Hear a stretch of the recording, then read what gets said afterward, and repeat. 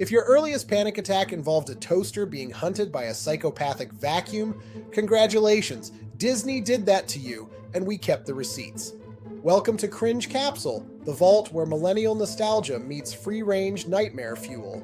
Tonight we're unboxing the House of Mouse's darkest detours, possessed appliances, haunted hotel elevators, mirror-lurking ghosts, and a boogeyman so scary, Disney banished the reruns. Buckle up, Happily Ever After is on vacation. The Brave Little Toaster, Disney's Forgotten Appliance Odyssey. Long before Toy Story had us worrying about lonely action figures, the Brave Little Toaster quietly slipped onto Disney Channel lineups. The story begins in an abandoned lakeside cabin where 5 appliances, Toaster, Blanky, Lampy, Kirby the Vacuum, and Radio, realize their college-aged owner isn't coming back for them. Instead of waiting to rust, they set off across forests, highways, and junkyards, determined to find him in the big city. The animation is gentle and rounded, but the emotional payload hits hard. Early on, Toaster drifts into a nightmare, flames roar through a kitchen, and a firefighter clown with cracked face paint slithers from the smoke to hiss, "Run," before a monstrous vacuum tries to devour the Toaster's coils. Later, a desperate junkyard sequence shows sentient cars, headlights dim with sorrow, singing their life stories just moments before a magnetic crane drags them to a crusher that folds them into metal cubes. Even Kirby the Vacuum suffers an on-screen panic attack, accidentally swallowing his own cord and convulsing in what looks disturbingly like self-harm. Why so intense? Many of the writers, future Pixar talent, wanted a children's tale with genuine stakes: aging, abandonment, and the fear of becoming obsolete. Disney, hungry for inexpensive cable content, aired the film uncut throughout the 90s. Millennial viewers who expected light Saturday afternoon fare instead absorbed a primer on mortality and obsolescence, packaged in sing-along melodies. Rewatch it today, and the film feels poignant, even profound, but if 8-year-old you bailed at the clown scene, no judgment, Disney really did slip a mini existential crisis into the after-school block. Don't look under the bed, Disney's one-time dive into childhood horror. Most Disney Channel original movies traffic in bubblegum crises, missed curfews, secret pop careers, maybe a mild ghost in a lighthouse. Don't Look Under the Bed blew up that template. The film introduces Francis, a straight-A middle schooler whose quiet suburb suddenly turns nightmarish, alarm clocks ring at 3 a.m., gelatin wriggles from school lockers, and her younger brother begins aging backward. Everyone blames Francis until she meets Larry, an exuberant imaginary friend visible only to her. The setup feels like quirky Halloween fun until Larry's skin starts graying, his eyes flicker yellow, and he mutters about turning. The audience learns imaginary friends don't vanish. Neglected ones rot into boogeymen, creatures tall as doorways with cracked joints, talon nails, and a voice of rusty hinges.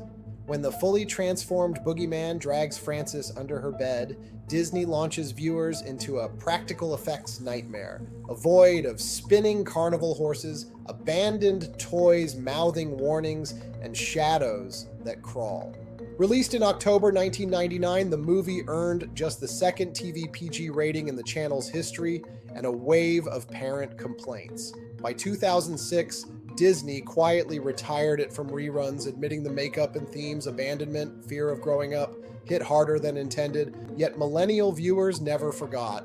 Bootleg DVDs circulated, threads popped up asking, "Did anyone else see the Disney film with the clawed boogeyman?" Today, the movie streams on Disney Plus, reclaimed as a cult badge of honor, the rare DCOM that treated childhood fears with genuine flashlight under the chin respect. So weird, X-Files energy on the Disney Channel. Before Disney Channel settled into laugh tracks and synchronized prom numbers, it aired So Weird, a series that felt smuggled in from a late-night sci-fi block.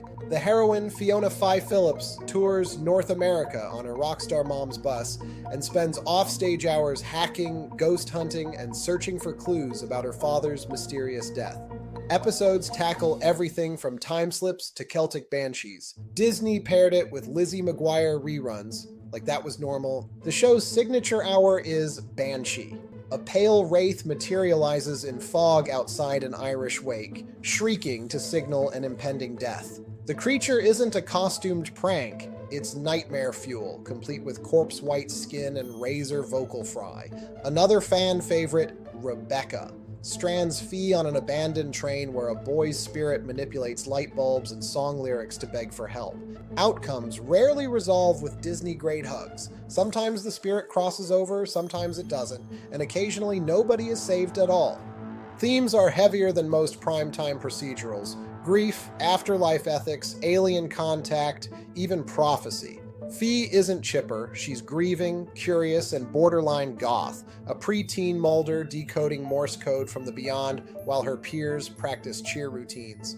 Disney eventually balked at the gloom, replaced Fi with Bubbly Annie, and dialed back the dread, ratings collapsed, cult status locked in. Today, millennials remember So Weird as Disney's brief experiment in letting kids confront real darkness. It didn't just entertain, it suggested the universe was vast, troubling, and worth investigating with a flashlight and a laptop at age 13. Are you afraid of the dark? The Nickelodeon Scarefest. Many swear they saw on Disney. Ask two millennials where they watched Are You Afraid of the Dark? And you'll get conflicting answers. Officially, it was a Nickelodeon series, but 90s cable was a syndication soup. Episodes resurfaced during local Halloween marathons, on family channels that leased Nickelodeon blocks, and even inside Disney's seasonal promo reels. The result, a whole generation half convinced Disney once aired the most night-terroring show on television. The formula was deliciously simple. A circle of Canadian teens, the Midnight Society, met around a campfire, tossed powder onto the flames, and intoned, "Submitted for the approval of the Midnight Society, I call this story." Whatever followed made Goosebumps look like Sunday school flannel graph. One week, a cigar-puffing clown named Zebo stalked a carnival funhouse. Another, the ghastly grinner oozed out of a comic book, freezing victims in rictus laughter. My personal sleepless weekend came courtesy of the Dollhouse episode where a girl is miniaturized and hunted by glass-eyed porcelain siblings in a Victorian nightmare loft. Because Disney's own spooky catalog was thin, think Tower of Terror or a single haunted hotel episode of The Sweet Life, kids lumped all late-night scares into one mental cupboard labeled Things I Probably Shouldn't Watch Alone. Are You Afraid of the Dark? Set the Bar? Serialized horror that treated 9-year-olds as capable of real dread and moral ambiguity. Whether you caught it on Nick, a fuzzy local affiliate, or what you swear was Disney at 9 p.m., the campfire stories stuck. They prepped us for adult horror long before Netflix queues existed, earning a permanent badge in the Nightmare Fuel Hall of Fame. Tower of Terror, when a Disney ride became a made-for-TV haunting. Disney's first movie inspired by a theme park attraction wasn't the swashbuckling Pirates of the Caribbean, it was 1997's Tower of Terror, a Disney Channel original movie that smuggled genuine creep factor into family night programming. The plot rewinds to 1939 Los Angeles, where child star Sally Shine and 4 hotel guests step into the Hollywood Tower Hotel's elevator, lightning strikes the shaft, and everyone vanishes. Decades later, Steve Guttenberg plays a disgraced tabloid reporter hoping to revive his career by proving the haunting is real, while a young Kirsten Dunst tags along as his skeptical niece. What follows is a swirl of cracked Art Deco hallways, dusty bellhop uniforms that move on their own, and a ghost child murmuring, "It's raining, it's pouring," in echoing corridors. A scene that still makes millennials reach for the hall light. The special effects are late 90s green screen minimalism, which somehow heightens the unease. Practical cobwebs and rubber props feel more tangible than slick CGI. Because the film launched 2 years after the Florida Drop Tower ride opened, kids could watch the story at home and then test their bravery in a real elevator that plunges 13 stories in darkness.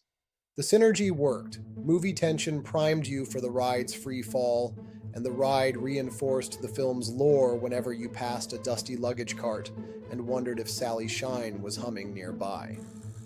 Tower of Terror wasn't high art, but it proved Disney Channel could flirt with gothic chills, leaving an entire generation slightly wary of hotel elevators and vintage children's lullabies. The Sweet Life of Zack and Cody, the ghost of Suite 613, turns a sitcom into a seance. For 50 episodes, the Tipton Hotel was a harmless playground where twin pranksters raided minibars and Mr. Mosby issued snarky fines. Then Disney slipped episode 19, The Ghost of Suite 613, into the 2005 lineup and detonated every tween's sense of safety. The plot is classic campfire dare. London and Maddie wager that Zack and Cody won't last a night in the hotel's condemned corner suite, rumored to be haunted by a jilted bride named Irene. The boys accept, lugging sleeping bags and bravado. The audience settles in expecting pillow fights. Instead, the lights dim, candles flare, and lovable bellhop Esteban enters full possession mode, throat rumbling like he swallowed a subwoofer while chanting Irene's name. Furniture rattles, doors slam, and a cracked mirror reveals the episode's money shot. A veil-draped specter materializing inches behind Zack's reflection, one skeletal hand reaching forward. It's a brief effect, soft lighting, transparent compositing, but for viewers raised on Nerf commercials, it ranked alongside The Ring in pure shock value. Laughter freezes, Mosby's quips evaporate, and suddenly a Disney sitcom is flirting with demonic lore. The tonal whiplash worked. Playgrounds buzzed with Bloody Mary reenactments the next morning, and thousands of nightlights clicked back on across North America. Nearly 2 decades later, Suite 613 persists as Disney Channel's scariest half hour, a reminder that even amid pastel corridors and laugh tracks, the network once let a ghost bride crash the party, and every millennial remembers exactly where they were when she stepped out of that mirror. Return to Oz, Disney's cult nightmare masquerading as a sequel. Imagine being 7, still humming Over the Rainbow, when a kindly relative pops in Return to Oz and promises more yellow brick magic. The screen fades up on Dorothy, now played by Fairuza Balk, strapped to a gurney in a Victorian asylum where doctors plan to cure her Oz stories with electroshock. A lightning storm rescue lands her back over the rainbow, but the Emerald City isn't emerald anymore. Roads are rubble, citizens are statues, and the Tin Man's severed head lies in the dust. The first new foes she meets are the Wheelers, gaunt figures whose hands and feet end in squeaking metal wheels. They shriek and swoop through alleys like demonic shopping carts, chasing Dorothy until every pint-sized viewer screams for pause. Flight leads her to Princess Mombi, a regal sorceress who stores dozens of living disembodied heads in glass cases and swaps them out like jewelry. When Dorothy sneaks past, every head wakes and howls in chorus, an image that divides childhood into before and after. All paths converge on the Gnome King, a stone tyrant who calmly turns companions into ornaments and invites Dorothy to guess which trinket contains their souls, the stakes escalating with each wrong choice. Viewed through adult eyes, Return to Oz is a technical marvel. Animatronics, stop motion, and matte paintings fuse into a haunting fairy tale about resilience and sanity. But for the kids who survived that first viewing, it remains Disney's boldest act of cinematic gaslighting, a rite of passage whispered about on playgrounds with equal parts terror and admiration. Survived killer vacuums, banshee lullabies, and ghostly elevators? Tell us which scene still haunts you or what we missed in the comments. Hit like, subscribe, and ring the bell before the boogeyman does. This is Cringe Capsule, signing off and leaving the nightlight on.